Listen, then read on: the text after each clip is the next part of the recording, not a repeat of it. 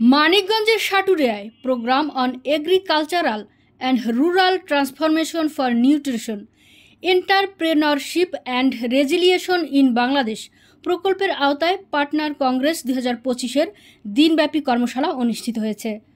বিস্তারিত থাকছে মোহাম্মদ আল মামুনের প্রতিবেদনে।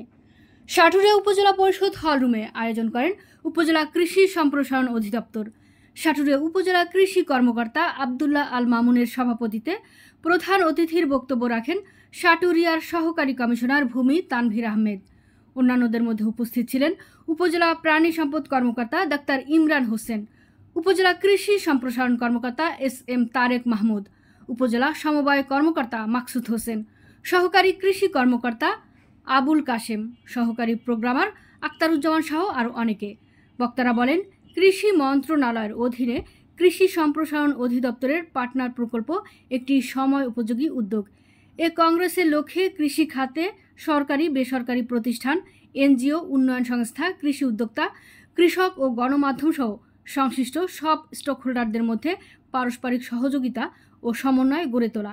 এ সময় বিভিন্ন গণমাধ্যম কর্মী, দপ্তরের কর্মকর্তা কর্মচারী, জনপ্রতিনিধি, কৃষক কৃষানি, এনজিও প্রতিনিধি ও স্থানীয় গণ্যমান্য ব্যক্তিবর্গ এবং কৃষক কৃষানীরা অংশগ্রহণ করেন।